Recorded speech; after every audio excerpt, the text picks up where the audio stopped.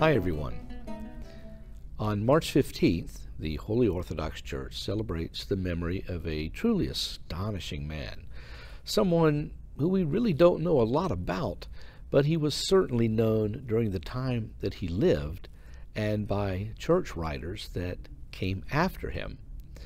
I'm referring to the Holy Apostle Aristoboulas. Now, Aristoboulas was a Jewish man who hailed from Cyprus, and as he would have been of a darker colored skin, he would have been found right at home in the Middle East at the time of Jesus and the apostles. But yet, later on, as we shall see, he would have been someone who was immediately recognized as an outsider. Now, Aristobulus was the brother of St. Barnabas the Apostle. He was a member of the Apostles of the 70. He also happened to be the father-in-law of the Holy Apostle Peter. He assisted, along with some of the other apostles of the 70 that are mentioned in the Scriptures, St. Andrew. And yet he is probably best known today, and even being mentioned by name in the epistle of St. Paul to the Romans, as someone who traveled with and assisted St. Paul as well. Probably he got his connection to St. Paul through his brother Barnabas, of course, who is mentioned many, many times in the Holy Scriptures.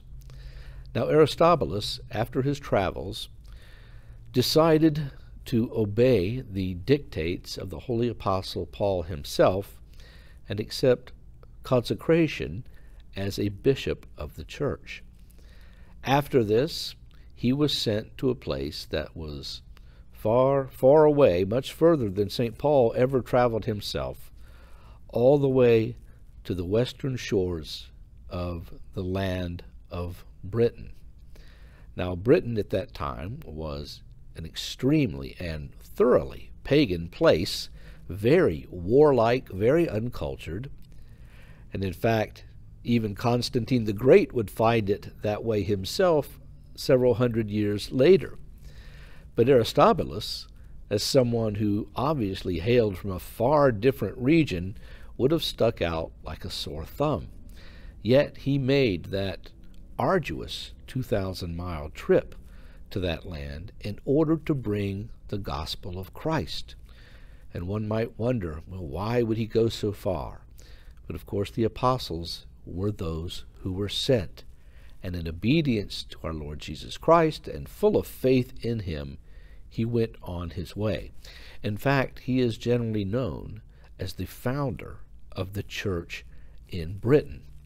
He established many, many churches there, consecrated bishops when he was there, ordained many priests and deacons, and did everything he could in the midst of a very, very hostile environment where no doubt his life was under threat constantly, yet he continued on to do these things.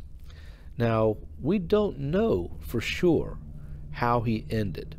We do know that around 42, 43 A.D. was the time that it has been deduced that he was sent by Paul to Britain.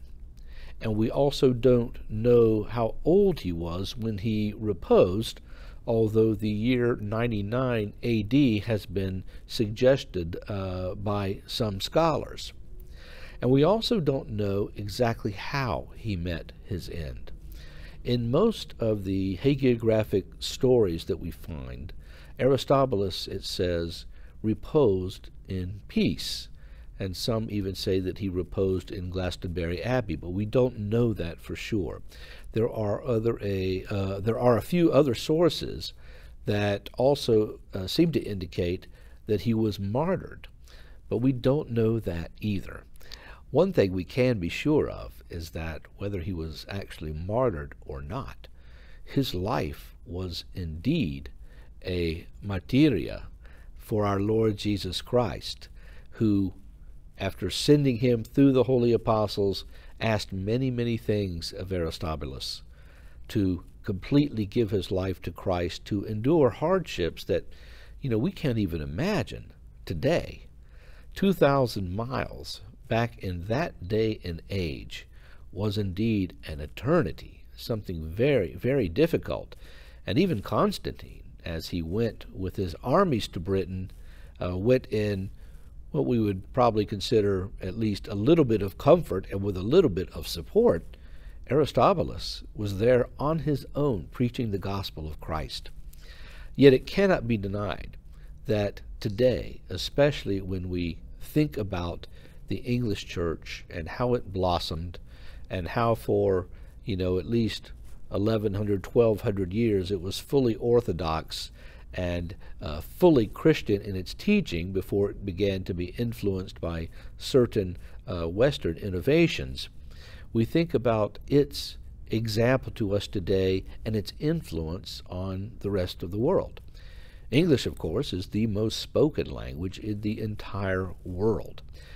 It has done so many things for so many people, and it is by far the most expansive language.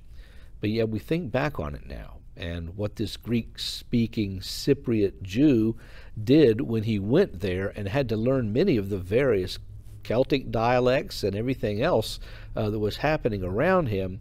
What was ultimately his influence not only in the church and the spreading of the gospel to Western Europe, but what was his influence down the line even to us today?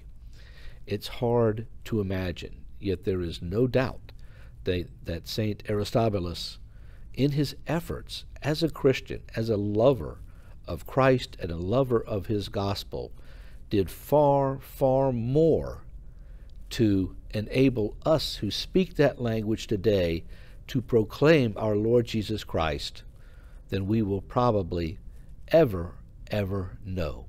And it's for this reason that we should honor his memory with great fervor and with great faith and thanksgiving to our Lord who gives us so very much.